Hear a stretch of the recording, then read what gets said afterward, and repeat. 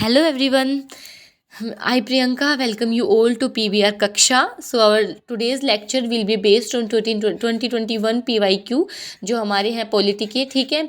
इसमें देखो 2021 part 1 and part 2 we will be covering both parts. अब देखो जो हमारी पॉलिटी सीरीज है इसमें है वी हैव कवर्ड आवर 2025 से लेकर 2021 तक के ऑल जो PYQs हैं वो हमने कवर कर लिए हैं with tricks and conceptual clarity. We have provided you conceptual clarity जो टॉपिक्स आए हैं हमारे क्वेश्चंस में and with we have discussed each and everything with tricks, how you can attempt questions and how you can learn everything with trick. Okay, हाँ हर चीज़ की तो नहीं बट स्टिल जो कंसेप्ट्स हैं हमारे, फॉर एग्जांपल जो आर्टिकल्स आप उनको कैसे याद रख सकते हो, we have linked each and every article to some concept, ठीक है। और जो हमने आर्टिकल्स हैं वो डायरेक्ट हमारी जो कॉन्स्टिट्यूशन की PDF है वहीं से किए हैं, ठीक है। बेयर एक्ट वाली जो PDF आती है हमारी ओरिजिनल कॉन्स्टिट्यूशन की वहीं से हमने कवर किए हैं। इसकी जो PDF है अब आपको कहाँ पर मिल जाएगी, हमारे टेलीग्राम चैनल है, इसको आप ज्वाइन कर सकते हो। ये इसका लिंक आपको डिस्क्रिप्शन बॉक्स में मिल जाएगा, वहाँ से जाकर आप इन PDFs को फ्रीली डाउनलोड कर सकते हो। Everything will be very useful from your examination perspective. आप प्लीज़ एक भी लेक्चर को मिस मत करना because polity is a very high scoring subject और इसमें आपको अगर एक बार कंसेप्चुअल क्लैरिटी आ गई तो you can score very well good marks in polity, ठीक है। तो चलिए स्टार्ट करते हैं। हम देखो एक इन्फॉर्मेशन और रहेगी आप लोगों के लिए। एक तो हमारा इंस्टाग्राम हैंडल है, आप इसको जाकर ज्वाइन कर सकते हो और यहाँ पर अपनी जो आप हमसे पर्सनली कनेक्ट कर सकते हो। ओके, आपकी जो भी क्वेरीज हैं we will answer those queries. अब देखो हमने एक इनिशिएटिव है उसको स्टार्ट किया है जिसमें हम मंडे से ये मतलब आज से ये जो इनिशिएटिव है वो स्टार्ट हो जाएगा। इसमें जो एक ग्रुप है हमारा टेलीग्राम पर ही है, अगेन इसमें डेली बेसिस पर क्विजेज है वो डाले जाएंगे और वो किसके होंगे, हमारे PYQs ही रहेंगे, ठीक है। डेली बेसिस पर आपको इंग्लिश के भी PYQs मिलेंगे और साथ में जो GK का सब्जेक्ट है हमारा उसके भी PYQ मिलेंगे। तो इस इनिशिएटिव का आप पूरा फ़ायदा उठा सकते हैं, जाकर ज्वाइन कर लीजिए इसको, ठीक है। तो चलिए स्टार्ट करते हैं। सबसे पहले हम 2021 पार्ट 1 का देखने वाले हैं, ठीक है। तो चलिए स्टार्ट करते हैं अपने लेक्चर को। देखो question again we have already, हम हर एक वीडियो में बोलते हैं कि जो ये क्वेश्चन नंबरिंग है it is according to the original जो हमारा एग्जाम है उसके अकॉर्डिंग है, so that you do not find any difficulty in searching the question, ठीक है। अब देखो नेशनल डिजास्टर मैनेजमेंट अथॉरिटी का क्वेश्चन है, तो क्या कहता है ये, National Disaster Management Authority is headed by, कौन हेड करता है इसको कौन हेड करता है। तो देखो NDMA और एक मतलब ये 3 लेवल पर हमारी होती है, एक तो स्टेट लेवल पर होती है SDMA, एक नेशनल लेवल पर होती है NDMA और एक होती है हमारी डिस्ट्रिक्ट लेवल पर दैट इज़ DDMA। हर किसी को अलग एक पर्सन है वो हेड करता है। NDMA को हेड करते हैं prime minister and again it is a very factual question, तो आपको ये याद ही रखना पड़ेगा। अब देखो हमारे लिए वो सारी कमिटीज़ या फिर जो वो सारी अथॉरिटीज़ इंपॉर्टेंट हो जाती है जिनके हेड हैं प्राइम मिनिस्टर है। For example NITI Aayog, and we have already solved a question on NITI Aayog, तो ये इंपॉर्टेंट हो जाती है हमारे लिए, ठीक है। अब देखो SDMA के हेड रहेंगे हमारे चीफ मिनिस्टर और DDMA के रहेंगे हमारे कौन रहेंगे, DDMA के जो डिस्ट्रिक्ट मजिस्ट्रेट रहेंगे वो रहेंगे, ठीक है। तो ये डायग्रामेटिक रिप्रेजेंटेशन के थ्रू आप इसको देख सकते हो। ओके, चलिए moving on to the next question that states casting vote के बारे में है कि कास्टिंग वोट होता क्या है। ओके, तो सबसे पहले आपको पता होना चाहिए कास्टिंग वोट होता क्या है। देखो ये ऐसा वोट है जब हम देखो इसमें स्टेटमेंट्स भी गिवन है तो उसी से डायरेक्टली समझ लेते हैं। It is cast by the speaker or a person acting as such. हाँ जी, दिस इज़ वेरी ट्रू कि ये स्पीकर है वो कास्ट करते हैं या फिर जो पर्सन है जो स्पीकर की तरह एक्ट कर रहे हैं वो कर सकते हैं। हाँ, ये स्टेटमेंट बिल्कुल सही है। ओके, जब हम पार्लियामेंट के चैप्टर में स्पीकर का पोर्शन पढ़ते हैं तो वहाँ पर ये चीज़ एक्सप्लिसिटली मेंशन्ड है कि that speaker has a casting vote, ठीक है। अब देखो it is cast in addition to the voting in the first instance, ये बहुत इंपॉर्टेंट कीवर्ड है, तो आपको ये याद रखना है कि हमारा फर्स्ट इंस्टेंस के अंदर जो स्पीकर है वो अपने कास्टिंग वोट का यूज नहीं कर सकते। It is a type of additional vote जो हम देते हैं। For example in case of equality of votes speaker or a person in such authority can use a casting vote. Okay, तो casting vote है जब इक्वेलिटी ऑफ वोट हो जाएगी, draw हो जाएगा, तब एक कास्टिंग वोट है वो जो मतलब सिनेरियो हो उसको चेंज कर देता है। ओके, इट इज़ ऑलवेज, ठीक है, always cast to maintain status quo. जी नहीं, ऐसा तो कुछ भी नहीं है कि स्टेटस को मेंटेन करने के लिए कि आप विद वट अथॉरिटी, आप किस अथॉरिटी में, उस अथॉरिटी को मेंटेन करने के लिए आपको कास्टिंग वोट प्रोवाइड किया जाता है, ऐसा बिल्कुल भी नहीं है, ठीक है।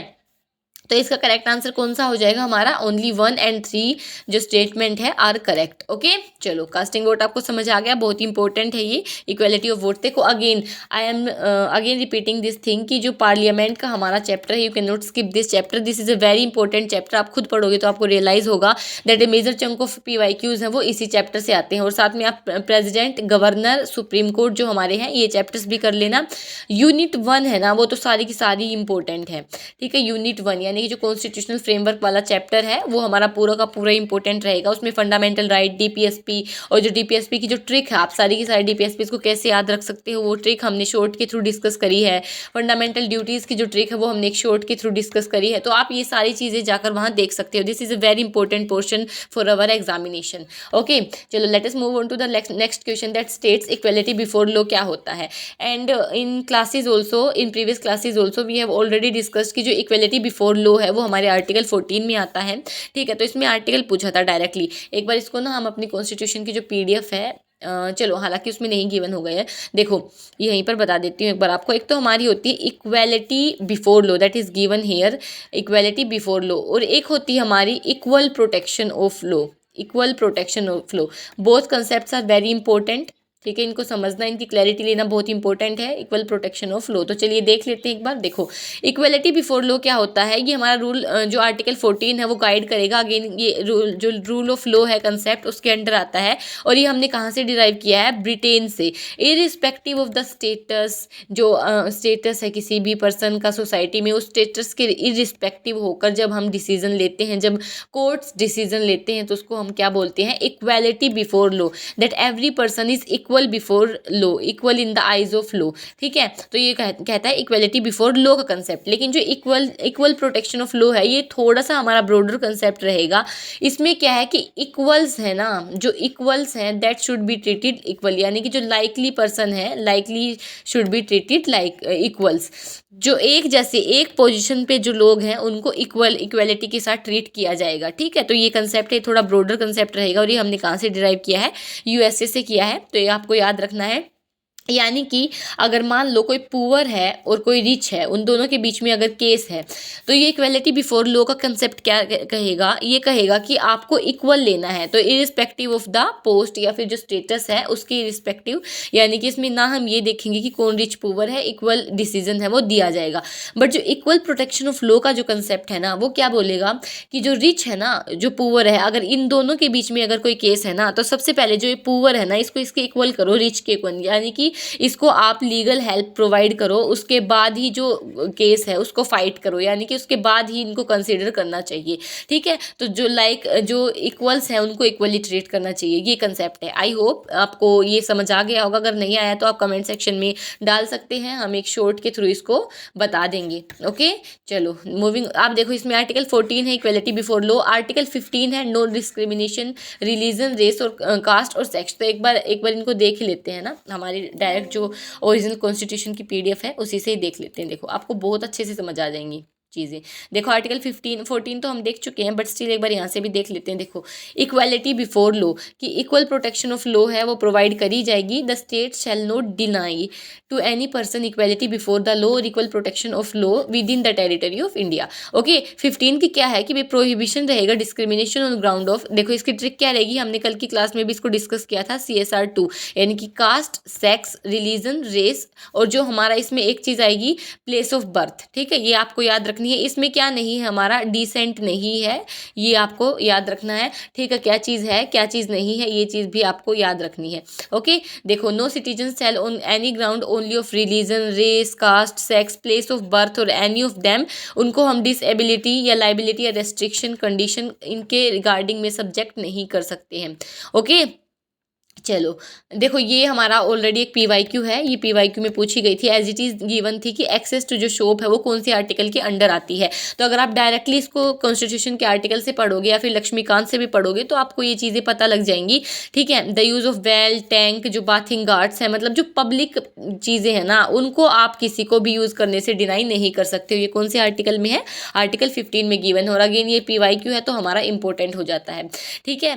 चलो मूविंग ऑन टू आर्टिकल 16, वो क्या क्या कहता है, देखो आर्टिकल 16 कहेगा जॉब के रिगार्डिंग, मतलब जब आप 16 साल के हो जाते हो तो आपको जॉब की टेंशन होने लगती है, तो उससे आप याद करोगे ट्रिक से, equality of opportunity in matters of public employment के जो मैटर है उसमें अगेन हमारा CSR रहेगा इसमें, टू प्लेस ऑफ बर्थ, साथ में इसमें एक ग्राउंड और ऐड हो जाएगा, वो होगा रेजिडेंस वाला ग्राउंड। ठीक है, तो ये भी आपको याद रखना है। अब देखो जो नेक्स्ट आर्टिकल है इसमें क्या है हमारा 17 है, अबोलिशन ऑफ अनटचेबिलिटी। अनटचेबिलिटी आप अबोलिश करोगे, लेकिन इसमें एक एक्सेप्शन रहेगा, जो सोशल बॉयकॉट है वो इसके अंडर नहीं आता है, इंक्लूड नहीं होता है जो सोशल बॉयकॉट है। ठीक है, ये भी आपको याद रखना है।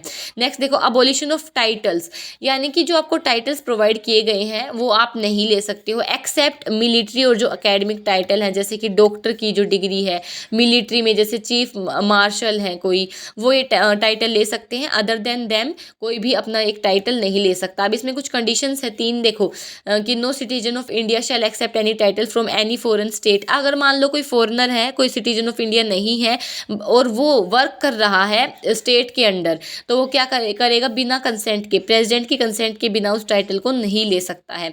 ठीक है, अगर कोई पर्सन है जिसने होल्ड कर रखा है कोई ऑफिस ऑफ प्रॉफिट या फिर ट्रस्ट है स्टेट के अंडर, तो वो भी बिना प्रेसिडेंट के कंसेंट के एक्सेप्ट नहीं कर सकता, कोई प्रेजेंट है, इमोल्यूमेंट है, ऑफिस है। ओके, और आर्टिकल 19 हम ऑलरेडी देख चुके हैं। ठीक है, चलो अब अपने क्वेश्चंस पर बढ़ते हैं। देखो लीगल पॉजिटिविज्म के बारे में है।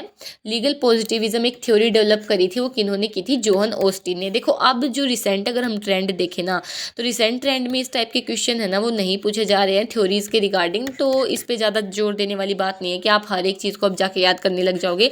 हमें सिर्फ वो चीज़ें करनी है जहाँ से हमें आउटपुट ज़्यादा मिले और हमें इनपुट कम देना मिले, यानी कि हम सिर्फ कितना 80% कंप्लीट करेंगे, 20% हमें 80% का आउटपुट दे दे। ठीक है, ऐसे सब्जेक्ट हैं भाई, पॉलिटी ही ऐसा सब्जेक्ट है हमारा कि इसमें अगर आप 20% भी अच्छे से कवर कर रहे हो ना, तो वो आपको 80% आउटपुट देगा। बट डिपेंड करता है कि आप उस 20% में क्या कवर कर रहे हो, और ये आपको कैसे पता चलेगा, जब आप PYQs को एनालिसिस करोगे, और ये सीरीज उसी के लिए है, तो एक भी लेक्चर मिस नहीं करना है। ओके, चलो moving on to the next question that states की डेमोक्रेसी का कंसेप्ट है ये, who among the following said the democracy means a system of government by consent. Again ये हमारा वही है कि जोहन लोक का है। ठीक है, तो ये इस अभी नहीं पूछे जा रहे हैं ट्रेंड में, तो आप इसको स्किप कर सकते हो। Okay, which one of the following is not a feature of centralisation. Centralisation का मतलब ही क्या होता है, एक बार उसको समझ लेते हैं। देखो सेंट्रलाइजेशन का मतलब होता है कि एक पावर है वो बीच में है और सारी की सारी जो चीज़ है वो उसी पर टिकी हुई है, यानी कि डिसीजंस है ना ये यहीं से फ्लो करेंगे, बाकी कहीं पर भी अथॉरिटी की कोई बात ही नहीं है। और फॉर एग्जाम्पल जो पहले होता था ब्रिटिश एरा में कि ब्रिटिशर्स ही सारे डिसीजन लेंगे, वो था सेंट्रलाइजेशन का। ठीक है, और चलिए बताइए आपके लिए क्वेश्चन है कि हमने पीक ऑफ सेंट्रलाइजेशन कौन से एक्ट में देखी थी। ठीक है, एक्ट्स है ना हमारे, रेगुलेटिंग एक्ट्स हैं हमारे, फिर हमारे जो आगे एक्ट्स आते हैं 1858 के बाद, तो बताइए कौन से एक्ट में हमारी पीक ऑफ सेंट्रलाइजेशन है वो देखी गई थी। हालांकि इसका आंसर नहीं है, कहीं इसका आंसर समझ लो। डिसेंट्रलाइजेशन का मतलब है कि जो हमने पंचायती राज बनाए सिस्टम, ठीक है, अर्बन लोकल बॉडीज बनाई, ये क्या है डिसेंट्रलाइजेशन, यानी डी मतलब अपनी जो पावर है वो आपने डिस्ट्रीब्यूट कर दी, कि जगह जगह आपने पावर के सोर्सेज हैं वो कर दिए हैं। ठीक है, फॉर एग्जाम्पल जो पंचायती राज सिस्टम है वो हो गया। आ गया समझ सेंट्रलाइजेशन का मतलब। अब देखो इसके फीचर क्या रहेंगे, यूनिटी यानी कि एक है ना, तो ये हमारा हट जाएगा। यूनिफॉर्मिटी में भी एक हो गया, प्रोस्पेरिटी का तो हम कंसीडर ही नहीं करेंगे, तो लिबर्टी ही एक ऐसा है जो हमारा डिसेंट्रलाइजेशन को दर्शाता है। ओके, सेंट्रलाइजेशन का फीचर नहीं है। चलो NITI Aayog, again very important topic, we have already discussed this in our previous classes कि नीति आयोग फॉर्म से वेरी इंपॉर्टेंट टॉपिक, तो इसको आप नहीं स्किप कर सकते हो। ठीक है, हमने इसके फंक्शंस पर भी देखे, इसके ऑब्जेक्टिव्स पर भी देखे, इसके मेंबर्स हैं उसके ऊपर भी क्वेश्चन देखे कि कौन से इसके मेंबर्स होते हैं। Okay, it provides a critical direction and strategic input for development process. Okay, और ये थिंक टैंक वाला पॉइंट हमने कल की क्लास में डिस्कस किया था, देखो आज आ भी गया ना कि थिंक टैंक है। जी हाँ, ये बिल्कुल सही स्टेटमेंट है। मॉनिटर एंड इवेल्युएट करता है इम्प्लीमेंटेशन ऑफ द, देखो ये इम्प्लीमेंटेशन करता नहीं है, कल की क्लास में भी हमने डिस्कस किया था that NITI Aayog does not implement the programmes, it does only monitor और इवेल्युएट करेगा। ठीक है, ये इम्प्लीमेंट नहीं करेगा, तो ये बिल्कुल सही है। It offers a platform for resolution of inter state conflict as a provider of first and last resort. Again ये बिल्कुल गलत है, हमारा इंटर स्टेट कन्फ्लिक्ट में नीति आयोग का कोई रोल नहीं होता है। ओके, तो ये स्टेटमेंट हमारी गलत हो जाती है। और इसमें अगेन पूछा है कि नोट एंड ऑब्जेक्टिव, ठीक है, ध्यान से पढ़ा करो क्वेश्चंस को, नोट एंड ऑब्जेक्टिव पूछा है। ओके, थिंक टैंक भी है, है, स्ट्रेटेजी भी बनाता है, पॉलिसी भी बनाता है, इवैल्यूएशन भी करता है, कोऑपरेटिव फेडरलिज्म इसका एक मेन मोटिव है। ओके, ये सुप्रीम कोर्ट के कंटेक्स्ट में है आर्टिकल 131 की भाई जो लास्ट रिजोर्ट वाली बात है, ठीक है। चलो आर्टिकल 231, चलो देखते ही समझ आ गया कि चलो मान लो कि हमें सपोज करो नहीं आता है ये क्वेश्चन, बट स्टिल हम क्वेश्चन को बहुत अच्छे से पढ़ेंगे। जो हमारी क्लास की एक तरीके से आप कह लो कि रिदम है कि हम चाहे हमें क्वेश्चन नहीं भी आ रहा है ना, बट स्टिल हम उस क्वेश्चन को पढ़ेंगे, ऑप्शंस को देखेंगे, और अगर ऑप्शंस डुएबल है, आप एलिमिनेट कर पा रहे हो, that is our odd one out method, तो हम उस क्वेश्चन को जरूर उस पर रिस्क लेंगे, ठीक है। तो चलो देखते हैं। Article 231 of the constitution of India grants power to establish a common high court for 2 और मोर स्टेट्स। हाँ ठीक है भाई, कॉमन हाई कोर्ट का इस्टेब्लिश करने की बात है, तो किसके पास वो पावर होगी? चलो बताओ, सुप्रीम कोर्ट के पास नहीं, president of India, union cabinet, ये हम ऑलरेडी बहुत बार अपनी क्लासेस में भी कर चुके हैं कि पार्लियामेंट के पास पावर रहेगी। ओके चलो moving on to the next question. देखो ऑर्डिनरी बिल मोशंस के बारे में है कि which one of the following motions can not be made while introducing an ordinary bill in the parliament, ठीक है। और बिल के बारे में हमने कल भी डिस्कस किया था, जैसे कि जो मनी बिल है हमारा, है ना, कॉन्स्टिट्यूशनल अमेंडमेंट बिल है, और जो ऑर्डिनरी बिल है, ये बहुत इंपॉर्टेंट है, इनको आप स्किप मत करना प्लीज़, ये टॉपिक्स बहुत इंपॉर्टेंट है। चलो बताओ मनी बिल का आर्टिकल क्या था, कमेंट सेक्शन में आपको बताना है कि मनी बिल कौन से आर्टिकल के अंडर आता है। That the bill be taken into consideration, ठीक है, कैन नॉट बी मेड, ये आपको याद रखना है, ठीक है। ये तो एक कॉमन सी स्टेटमेंट है और ये इसमें आएगी भी। Okay, that the bill be circulated for the purpose of eliciting public opinion, this is also very common statement, ठीक है। That the bill be refer to a select committee, हाँ ये भी तो स्टेप रहते हैं ना, जब again I am reiterating this thing कि आप पार्लियामेंट वाला जो चैप्टर है उसको किसी भी कोस्ट पे स्किप मत करना। Okay, that the bill be refer to a joint committee of the house without the concurrence of the house, ये स्टेटमेंट यहाँ हमें लगेगी कुछ नेगेटिव सा वाइब दे रही है, तो यहाँ पर इसका करेक्ट आंसर भी यही है, ठीक है, क्योंकि कंकरेंस ऑफ द हाउस है वो इंपॉर्टेंट है, जब तक दोनों हाउसेज में वोटिंग नहीं होगी तो मोशन है वो इनवैलिड हो जाएगा। ओके, तो ये आपको याद रखना। देखो एक refer to joint committee requires member from both the houses चाहिए जॉइंट कमिटी में, और कंकरेंस है वो रिक्वायर्ड है। ओके, तो एक डायग्रामेटिक रिप्रेजेंटेशन के थ्रू आप समझ सकते हो इसको बहुत अच्छे से, ठीक है। चलो 44th अमेंडमेंट के बारे में है, और ये देखते हैं इनमें ऑप्शंस पे जैसे जाओगे ना, ये हम जो हमारा टेलीग्राम ग्रुप है वहाँ पर मैंने क्वेश्चन पोस्ट किया था, और साथ में हमारा जो यूट्यूब चैनल कम्युनिटी पोस्ट है ना उसमें भी हमने क्वेश्चन पोस्ट किया था, जिसमें सेम क्वेश्चन था कि भाई आर्टिकल 44 है वो राइट टू प्रॉपर्टी का क्वेश्चन था। तो इसमें बिल्कुल आप देखते इसको आंसर कर दोगे अब तो, है ना। हमने ऑलरेडी टेलीग्राम पर भी इसको किया है, यूट्यूब की कम्युनिटी पोस्ट में भी इसको किया है ना, और टेलीग्राम में तो इसकी पूरी एक्सप्लेनेशन एक वॉइस नोट में मैंने डाली है। तो चलो moving on to the next question, और ये कौन सी ईयर में हुआ था? 1978 में हुआ था। ईयर्स भी मत भूल जाना, ठीक है। पहले ये किस में था, बाद में ये किस में आ गया, ऑलरेडी हमने अपने टेलीग्राम ग्रुप है उसमें बता दी है सारी चीज़ें बहुत डिटेल में, कि एक लीगल राइट है अब 300A में है पार्ट 12 में। और कैसे याद रखना है इसको कि प्रॉपर्टी की पहले तो भाई भाई एक रहते हैं, लेकिन जैसे प्रॉपर्टी की बात आई फिर एक के दो हो जाते हैं, तो कौन सा आर्टिकल हो गया? 12। ओके, और जो प्रॉपर्टी है उसका हमने आर्टिकल कैसे याद किया था? PP, यानी कि 44th अमेंडमेंट, क्योंकि देखो आपको यही दो अमेंडमेंट कंफ्यूज करेंगी, 44th है या फिर 42nd, तो इसको याद कैसे करोगे? 4 करके। ओके चलो, पहले एक इसमें था, एक हमारा फंडामेंटल राइट हुआ करता था 19(1) क्लोज F में आता था आर्टिकल 31 में। ओके चलो, पंछी कमीशन के बारे में है। तो देखो सेंटर स्टेट रिलेशंस में अगेन ये भी इंपॉर्टेंट है कि पंछी कमीशन है वो कौन से उसमें आता है, तो हमारा सेंटर स्टेट रिलेशन में आएगा। Has recommended the disposal of A bill reserve for the consideration of the union executive with in, तो अगेन ये हमारा मैक्सिमम टाइम लिमिट है वो 6 मंथ ही होता है। इसको कैसे याद करोगे? किसी भी देखो, या तो आपको 6 मंथ का टाइम मिलेगा, या आपको 2 मंथ का टाइम मिलेगा, और या आपको 6 वीक्स का टाइम मिलेगा, ठीक है। ये आपको डिफरेंस समझना बहुत जरूरी है, इससे ज़्यादा टाइम पीरियड होता ही नहीं है, ठीक है। आप पूरी कॉन्स्टिट्यूशन में देखेंगे तो 6 मंथ मैक्सिमम टाइम रहता है किसी भी चीज़ के लिए, तो 6 मंथ आप यहाँ पर अगर तुक्का भी लेते तो आसानी से ले सकते थे। 2 मंथ का टाइम रहेगा जब आप सिविल केस करते हो प्रेसिडेंट पर या फिर गवर्नर पर, तो आपको 2 मंथ का नोटिस देना पड़ता है। और 6 वीक किसका टाइम रहता है? हमारा ऑर्डिनेंस का टाइम रहता है, और इसका आर्टिकल क्या रहेगा ऑर्डिनेंस का? 1, 2, 3। अब देखो आपको 3 आर्टिकल झटाक से याद करवा देती हूँ, 1, 2, 3, 213 और 312, और 312 तो हमारे PYQ में आया भी हुआ है, ठीक है। देखो 123 हमारा ऑर्डिनेंस रहेगा जो प्रेसिडेंट इशू करेगा, 213 हमारा ऑर्डिनेंस रहेगा जो हमारे कौन करेंगे? गवर्नर इशू करेंगे, ठीक है। और 312 क्या रहेगा हमारा? 312 ऑल इंडिया सर्विसेज का रहेगा। ओके, तो इनको आप ऐसे याद कर सकते हो। चलो, मैक्सिमम पीरियड क्या रहेगा उसका? 6 मंथ रहेगा, ठीक है। क्रिएशन ऑफ न्यू स्टेट के का टॉपिक है। Which of the following statement with regard to creation of new state or alteration of boundaries of is or are correct. ठीक है, क्रिएशन ऑफ न्यू स्टेट जब आप करते हो या फिर ऑल्टरेशन ऑफ बाउंड्री आप करते हो तो आर्टिकल 3 हमारा गवर्न करेगा। ठीक है, ये सारे आर्टिकल्स बहुत इंपॉर्टेंट हैं।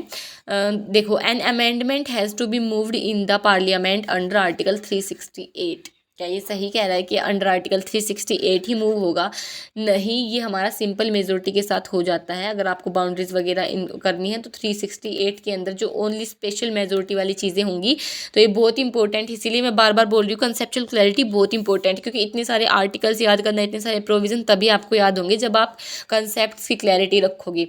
ठीक है, तो ये स्टेटमेंट बिल्कुल गलत है। Ratification by 1/2 of the state is necessary after the amendment is made by the parliament. तो देखो, आप न्यू स्टेट कर रहे हो तो उसका नेसेसरी नहीं है। हाँ, आपको उसकी जो उसके पास नोटिफिकेशन जरूर भेजेंगे प्रेसिडेंट, बट वो नेसेसरी नहीं है, कि जरूरी नहीं है कि आपको स्टेट्स की माननी ही पड़ती है।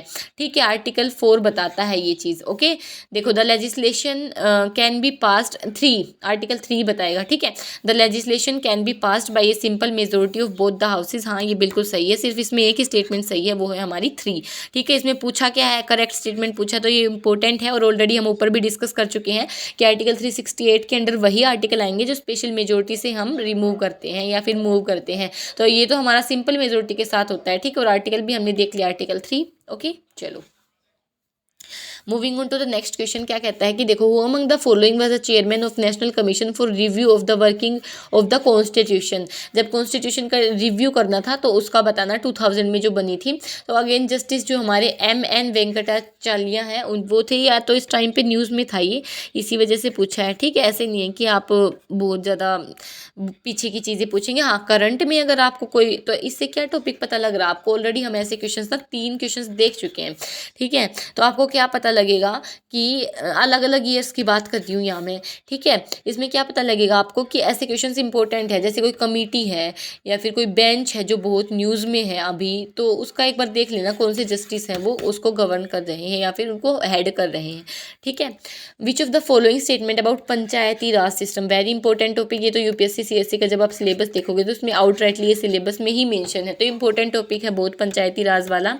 ठीक है, बहुत ज़्यादा इंपॉर्टेंट, इसको आप स्किप नहीं कर सकते। तो देखो क्वेश्चंस देखते हैं। All seat in panchayat are filled by persons chosen by direct election. ठीक है, ऑल सीट्स पंचायत में जो फिल होती हैं। ठीक है, the Gram Sabha consist of person registered in electoral rolls. हाँ, ये बिल्कुल सही है, ओनली इलेक्टोरल रोल्स वाली बात नहीं कही है, तो चलो इसको होल्ड पे करते हैं।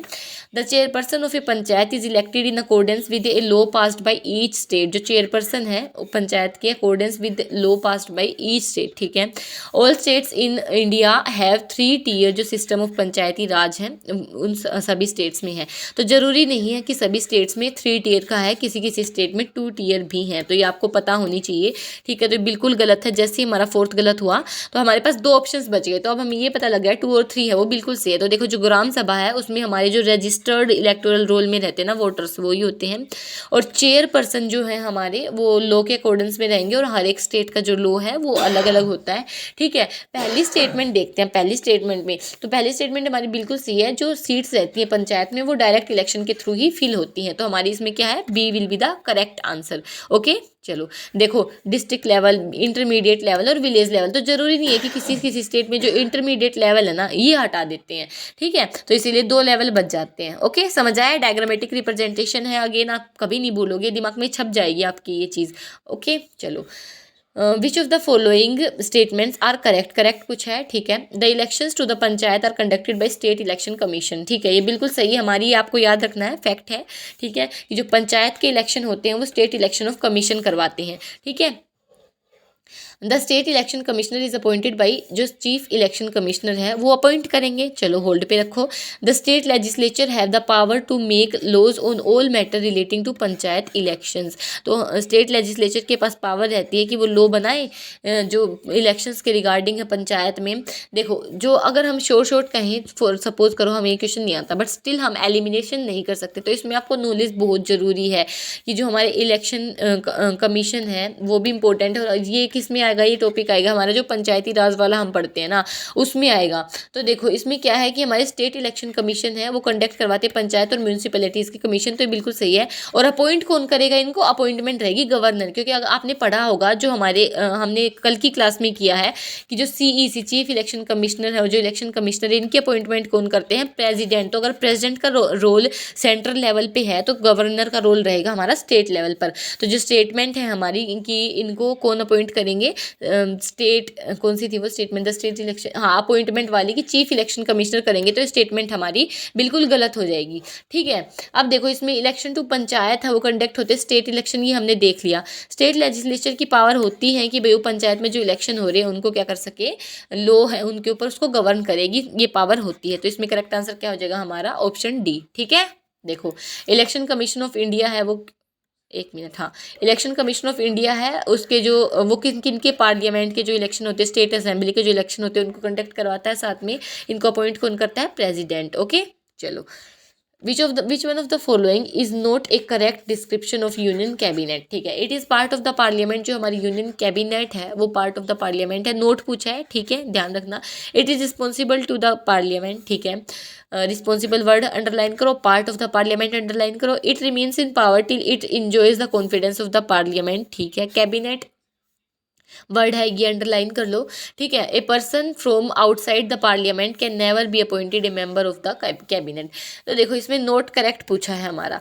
ठीक है, अब देखो 6 मंथ का जो ग्रेस पीरियड है, विंडो है, ये तो गिवन होती है। अगर नॉन MP अगर होगा तो ये अगेन थोड़ी सी इसमें आगे एक्सप्लेन करूंगी एक बार। देखो इसमें होगा कि ए पर्सन फ्रॉम आउटसाइड जो पार्लियामेंट है वो नेवर अपॉइंटेड है ना, तो अपॉइंट हो सकते हैं, बट उसमें क्या कंडीशन है एक बार वो समझ लो।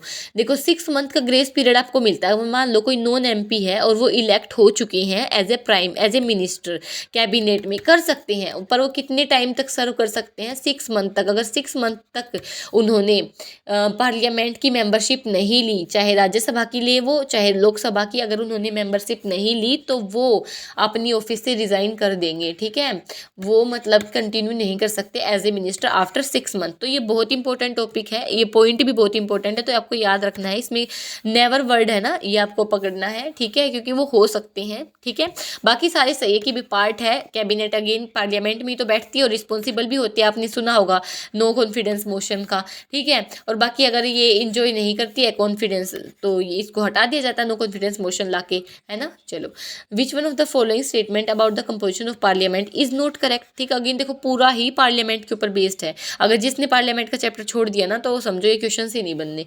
Representative of the states in Rajya Sabha elected by directly by the people, बिल्कुल गलत है, क्योंकि डायरेक्टली बाय द पीपल नहीं होते हैं, ये PRSTV का मेथड है। ऑलरेडी हम अपनी क्लासेस में इतनी बार डिस्कस कर चुके हैं ना कि राज्यसभा के जो इलेक्शन है वो PRSTV के मेथड से होते हैं, जिसमें हम डायरेक्ट इलेक्शन नहीं करते हैं। Okay, representatives from union territories in Lok Sabha are chosen by, हाँ ये बिल्कुल सही स्टेटमेंट है हमारी। ठीक है, राज्यसभा हैज़ 12 नॉमिनेटेड मेंबर, हाँ ये भी सही है हमारी। और कौन नॉमिनेट करते हैं इनको, प्रेसिडेंट करते हैं। और चलो ग्राउंड्स बताओ कमेंट सेक्शन में, और एक एक को बताना वरना मार पड़ेगी अच्छे से, क्योंकि कल की क्लास में ही हमने ग्राउंड्स है उसकी ट्रिक भी डिस्कस करी थी। चलो ट्रिक तो मैं बता ही देती हूँ, ALS2। ठीक है, लोकसभा है सीट्स रिजर्व फॉर SC, हाँ ये बिल्कुल सही है। तो इसमें करेक्ट आंसर क्या हो जाएगा, नोट करेक्ट पूछा था। ठीक है, चलो ये अपने एंड से पढ़ लेना। ठीक है, बाकी इसका जो इसमें जितना भी क्रुक्स है वो सारा मैं बता चुकी हूँ।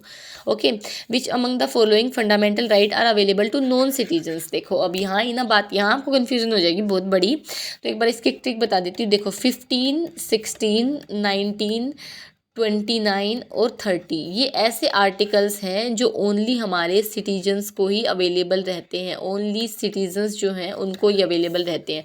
ठीक है, तो क्वेश्चन में क्या पूछा है, विच अमंग द फॉलोइंग जो fundamental right are available to non citizens. ठीक है, तो 15 ऑलरेडी हम देख चुके हैं, आज की ही क्लास में देखा है, भूलना मत। 16 भी हमने देखा, 19 हमने कल की क्लास में देखा था, 29, 30 भी हमने कल की क्लास में देखा था। ठीक है, तो देखो इसको याद कैसे करोगे, इसकी ट्रिक बता देती हूँ एक बार कि मैम इनको आर्टिकल्स को याद कैसे करें। तो देखो 15 × 2 30 -1 +1 और 19 आपको खुद याद रखना पड़ेगा। ठीक है, 15, 16, 19, 29, 30 ये ऐसे आर्टिकल जो ओनली सिटीजन्स, इनके अलावा सारे नॉन सिटीजन्स को भी अवेलेबल है। तो फ्रीडम ऑफ स्पीच हमारा कौन से में था, चलो अपने एंड से इस क्वेश्चन को करना, ये आपके लिए होमवर्क रहेगा, क्योंकि देखो मेन आंसर तो हम डिस्कस कर चुके, जो क्रूक्स है इसका, बाकी अब आंसर पे अराइव करना है, ये आपके लिए होमवर्क रहेगा, कमेंट सेक्शन में आपको बताना है ये। ठीक है, चलो which one of the following statement about the vice president of India is not correct. ठीक है, अगेन नॉट करेक्ट पूछा है वाइस प्रेसिडेंट ऑफ इंडिया के बारे में। He is not eligible for री इलेक्शन। क्या ऐसा है क्या इंडिया में? पहली स्टेटमेंट पे आ गया आंसर तो, है ना। हाँ, लेस देन 35 होने चाहिए क्योंकि इनकी मैक्सिमम एज 35 है। Elected by the members of electoral college consisting of both the houses, चाहे वो इलेक्टेड है चाहे वो नॉन इलेक्टेड है। His term of office is for 5 year. और ये पॉइंट हम सारे के सारे ना ऑलरेडी डिस्कस कर चुके हैं अपनी प्रीवियस क्लासेज में। ठीक है, तो कुछ नया नहीं है ना। चलो, नो कॉन्फिडेंस मोशन के बारे में है। एनसीएम जो अभी शॉर्ट फॉर्म में लिखा था उसके ऊपर क्वेश्चन भी आ गया कि मोशन ऑफ नॉन कॉन्फिडेंस वो किनके अगेंस्ट होती है भाई? काउंसिल ऑफ मिनिस्टर्स, कैबिनेट कह दो इसको, चाहे आप काउंसिल ऑफ मिनिस्टर्स कह दो। ठीक है, कीवर्ड का ही चेंजमेंट है बस। ठीक है, चलो हमारा सेकंड पार्ट है वो स्टार्ट कर लेते हैं। देखो, The federation of which one of the following states has been described as indestructible union of indestructible states? Again ये हमने कल की ही क्लास में डिस्कस किया है। वो कौन है? यूएसए है। ठीक है, विच one of the following statement is not correct. अब इसमें आपको बताना है इंडिया का क्या प्रोविजन है। ठीक है, इंडिया का क्या प्रोविजन रहेगा इसमें। देखो, जितना हम कर चुके हैं ना उससे बाहर तो अब कुछ नया पढ़ने की जरूरत नहीं पड़ रही हमें, है ना। विच one of the following statement is not correct. Allahabad जो हाई कोर्ट है उसकी बेंच लखनऊ पे है। अगेन जो हाई कोर्ट की जो बेंचेज है ना ये बहुत इंपॉर्टेंट है, तो प्लीज़ इनको एक बार देख लेना, इनसे गो थ्रू हो जाना। ठीक है, हालांकि हमारे सीडीएस में तो एक बार ही पूछा है, तो इसको अगर नहीं भी करोगे तो ठीक है, चल जाएगा काम, कोई ऐसी बड़ी हवा वाली बात नहीं है। बट स्टिल एक बार कर लेना भाई, एक बार आ गया तो PYQ में, है ना, एक बार गो थ्रू भी कर जाएगा तो अभी आपको पता लग जाएगा। इलाहाबाद की जो हाईकोर्ट की बेंच है लखनऊ में है, मध्य प्रदेश। इसमें बताना आपको नोट करेक्ट। तो चलिए डायरेक्टली देख लेते हैं। ठीक है, गुवाहाटी हाईकोर्ट की है ना उसमें कह रखा है नो बेंच, तो उसकी बेंच होती है कोहिमा, आइजोल और ईटानगर में। ठीक है, मल्टी बेंच स्ट्रक्चर है इसका, ये आपको याद रखना है। ओके, बाकी जो हमारे गिवन है जैसे इलाहाबाद है, उसमें लखनऊ है, तो ये पॉपुलर सिटीज़ ही हैं। मध्य प्रदेश में ग्वालियर है, राजस्थान में जोधपुर है, बेंच रहेगी इनकी। ठीक है, तो इंपॉर्टेंट है सारे। ओके, तो इसका करेक्ट आंसर क्या हो जाएगा? नोट करेक्ट में गुवाहाटी हाईकोर्ट। ओके, आसाम में है ये। विच among the following is note. Again देखो, सारे के सारे नोट वाले ही पूछते थे ना उस टाइम पे। तो note a condition for the disqualification of member of parliament. Again यार डिस्क्वालिफिकेशन के पे क्या हमने कल नहीं किया था कि 2 डिस्क्वालिफिकेशन के बेसिस होते हैं, जिसमें एक पे तो प्रेसिडेंट के पास पावर होती है, एक में स्पीकर के पास पावर होती है। और ये हमने देखा था डिस्क्वालिफिकेशन वाला जो केस है उसमें स्पीकर के पास होती है, जो नॉर्मल केसेस है उसमें प्रेसिडेंट के पास होती है ना।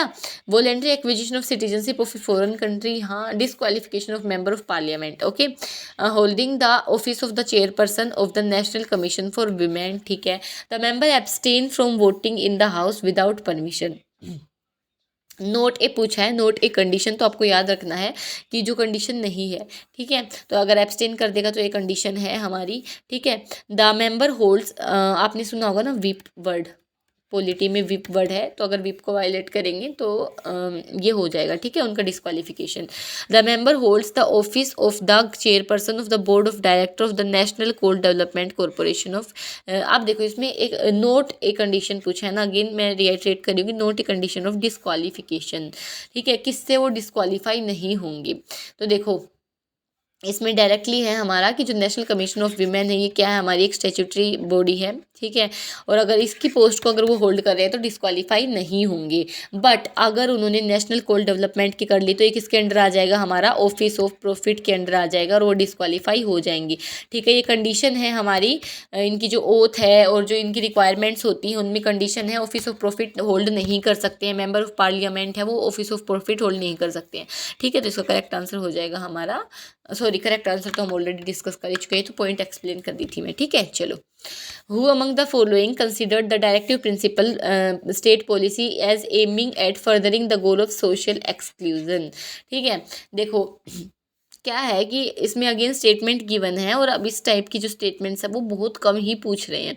ठीक है, लेकिन इसको जब हम करते हैं तो देखो एक फेमस पर्सनैलिटी ग्रैनविल ऑस्टिन, उन्होंने बोला था कि जो कंसेंसस ऑफ द कॉन्स्टिट्यूशन है, अगेन इसके ऊपर क्वेश्चन भी आया हुआ है, बहुत इंपॉर्टेंट है ये। DPSP और फंडामेंटल राइट दोनों को मिलाकर कंसेंसस ऑफ कॉन्स्टिट्यूशन कौन कहते हैं? ग्रैनविल ऑस्टिन कहते हैं। ठीक है, तो इसमें करेक्ट आंसर क्या हो जाएगा हमारा? Granville Austin. Okay, furthering the goal of social exclusion. ठीक है, सेपरेशन ऑफ जुडिशरी का टॉपिक है the provision the state shall take steps to separate the judiciary from the executive in public services of the state is incorporated in which part of the constitution. ठीक है, देखो again फिर से पढ़ो, provision है कि state shall take steps to separate. Again ये हमने क्या नहीं किया है क्या अपनी शॉर्ट्स में? DPSP पार्ट 4 पार्ट 4A नहीं, पार्ट 5 नहीं, पार्ट 4 DPSP का है, ये हमने किया भी है ये अपनी शॉर्ट में, ठीक है, ट्रिक के थ्रू डिस्कस किया है। ओके चलो, राज्यसभा देख लेना एक बार शॉर्ट जाके, मिस मत करना। Okay, which one of the following is the largest state in terms of seats. Again ये रिपीटेड क्वेश्चन है, ठीक है, इस टाइप का क्वेश्चन हम ऑलरेडी सोल्व कर चुके हैं, ठीक है, तो उस टाइम का बिहार था, तो ये आपको याद रखना है, ठीक है। चलो, which of the following statement are correct, ठीक है, speaker may permit any member to address the house in his or her mother tongue if he or she can not adequately express in either Hindi or English. तो हाँ, ये speaker के पास power होती है और हम पढ़ते भी है लक्ष्मीकांत में। Business of the parliamentary committee is transacted either in Hindi or English medium, ठीक है, जो बिजनेस है या तो हिंदी में होगा या वो इंग्लिश में। ओके, द मिनट्स मिनट्स यानी कि जो रीडिंग्स होती हैं वो parliamentary committees are prepared invariably by in Hindi or English. अब देखो इसमें क्या है कि आप सोचोगे कि सिर्फ इंग्लिश में ही होनी चाहिए, ये चीज़ आपको कंफ्यूज करेगी, बट आपको याद रखना है कि जो हमारा DPSP है ना, कुछ DPSPs आउटसाइड हैं कि जो नहीं गिवन है कॉन्स्टिट्यूशन में, आउटसाइड जो पार्ट है, ठीक है, उसमें गिवन है कि हिंदी एज ए लैंग्वेज हमें प्रमोट करनी है, ठीक है, तो ये इंपॉर्टेंट है। तो ये सारी की सारी स्टेटमेंट हमारी बिल्कुल सही है कि इंग्लिश और हिंदी दोनों में होगा। देखो ऊपर की स्टेटमेंट में ये गिवन भी है कि इधर वो हिंदी या इंग्लिश में अगर वो नहीं कर पा रहे हैं अपनी बातचीत, तो स्पीकर उनको परमिट कर सकते हैं कि वो अपनी जो मदर टंग है उनको यूज़ कर सकते हैं, ठीक है। तो अगर ये स्टेटमेंट हमारी सही है तो ये दोनों भी सही होंगी। ओके, तो इसमें करेक्ट आंसर हो जाएगा हमारा ऑप्शन ए। ओके चलो, which one of the following is the correct meaning of the term state. Again देखो स्टेट की डेफिनेशन है आर्टिकल 12 में, जो सबसे बड़ी है ना उस पर टिक कर दो आँख बंद करके, ठीक है, ये होता है, ये आंसर यही होता है कि जो सबसे बड़ा है ना उस पर टिक कर दो। और ऑलरेडी हम इसको कर चुके हैं स्टेट की डेफिनेशन के अंदर।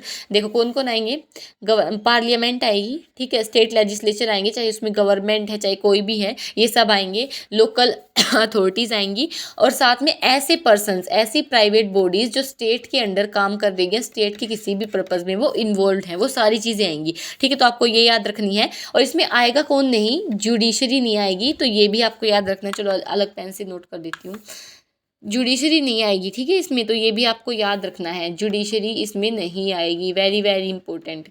ओके चलो, स्टेट की डेफिनेशन में अगेन इसमें डायग्रामेटिक रिप्रेजेंटेशन, इसके थ्रू भी आप देख सकते हो, वही चीज़ें हैं जो मैं ऑलरेडी डिस्कस कर चुकी हूँ, नोट्स तो हमने ही बनाए हैं ना। देखो, under which article of the constitution of India has provision been made for reservation of seats for women in panchayat. कौन से आर्टिकल के अंडर है, तो देखो ये थोड़ा सा डेप्थ में मैं कहूँगी इस क्वेश्चन को, ठीक है, थोड़ा सा डेप्थ में है कि कौन से आर्टिकल के अंडर है वीमेन इन पंचायत। वो हमारा कौन सा आर्टिकल डी है, और डी से हमने क्या पढ़ा था, डिग्निटी वाला पढ़ा था, डिग्निटी ऑफ वीमेन। जब हमने फंडामेंटल ड्यूटीज़ को कवर किया है तो हमने पढ़ा है ना कि डिग्निटी ऑफ वीमेन है, तो डी से याद करो डिग्निटी ऑफ वीमेन, तो मतलब वीमेन का जो 1/3 रिप्रेजेंटेशन है वो कौन से में रहेगा, 243 डी में रहेगा। ओके चलो, विच वन ऑफ द, अच्छा मैं आंसर लगा देती हूँ, कहीं सोचो कि ये क्वेश्चन सोल्व नहीं किया, ठीक है। चलो, which one of the following statement is not correct about the nature of India का जो फेडरल सिस्टम है। अगेन यार फेडरलिज्म एक बहुत इंपॉर्टेंट टॉपिक है, ठीक है, और ये हमारा यूनिट 1 है ना, सेकेंड गिवन है, और ये इंपॉर्टेंट बेस के ऊपर हम ऑलरेडी क्वेश्चन सोल्व कर चुके हैं, ठीक है। There is no equality of representation of states in the council of states, no equality of representation of state council of state में, हाँ तो ये बिल्कुल सही है हमारी स्टेटमेंट, ठीक है। इसमें नोट करेक्ट पूछा है। सिक्किम वाज इनिशियली, देखो इसके ऊपर तो क्वेश्चन भी किए ना हमने, राज्यसभा के अंदर किसकी सबसे ज़्यादा सीट अभी करके तो आए हैं question. Sikkim was not initially included in the union as a full fledge state, हाँ बिल्कुल सही है, ये सिक्किम स्टार्टिंग में as a full fledge state नहीं आया था। 35th और 36th जो अमेंडमेंट है वो सिक्किम के लिए ही है, एक में वो फुल फ्लेज स्टेट नहीं था, 36 में वो बनाया गया था। Okay, special provision have been laid down in the constitution for Andhra Pradesh in J. देखो आ रही है ना, ये ऑलरेडी हम अपनी शॉर्ट में डिस्कस कर चुके, क्लासेस में डिस्कस कर चुके हैं। जे किसके लिए है बताओ, कर्नाटका के लिए था ना, है ना, जे तो कर्नाटका के लिए था, तो ये बिल्कुल गलत है। तो इसमें करेक्ट आंसर क्या हो जाएगा, यही रहेगा, राइट, जे कर्नाटका के लिए था। ओके चलो, आंध्र प्रदेश के लिए डी और ई है, डी और ई में एजुकेशन के बारे में डिस्कस करते हैं, ठीक है। तो यहाँ पर हमारे जो 2021 पार्ट 2 एंड 1 दोनों के दोनों कंप्लीट होते हैं, और हमने यहाँ पर पॉलिटी की जो PY की सीरीज़ है उसको भी ख़त्म कर दिया है।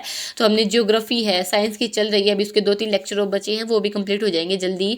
पॉलिटी हमने कर दी है, ठीक है। तो इंपॉर्टेंट इंग्लिश हमने कुछ पार्ट्स कर दिए, कुछ रहते हैं वो भी हम अपलोड कर देंगे, ठीक है। तो इंपॉर्टेंट सारी चीज़ें हो चुकी हैं हमारे, जहाँ से आपको स्कोर करना है GS में, जीके में, वहाँ का हमने देखो हिस्ट्री तो बहुत ज़्यादा अब अनप्रेसिडेंटेड टाइप ही हो गया, मतलब कि अनडिसाइडेड टाइप ही हो गया, उसको हम अनप्रिडिक्टेड बोल सकते हैं, क्योंकि हिस्ट्री का पता नहीं कहाँ से क्या उठा के दे रहे हैं। तो इसके हम सोच रहे हैं कि आपको सिर्फ एक PDF प्रोवाइड कर दें इनके जो सॉल्यूशंस है उसके साथ प्रॉपर, बट लेक्चर ना ले, ताकि आपका भी टाइम सेव हो जाए। तो मतलब हिस्ट्री एक ऐसा सब्जेक्ट है जो कुछ बच्चे ना स्किप ही करते हैं, क्योंकि इसके क्वेश्चंस बहुत, हाँ बेसिक्स तो आपको हर एक चीज़ के क्लियर रखने हैं, देखो नो डाउट बेसिक्स तो रखने हैं, बट एक्स्ट बहुत ज़्यादा इसमें इनपुट देने का कोई फ़ायदा नहीं है, क्योंकि इसका आउटपुट बहुत कम है।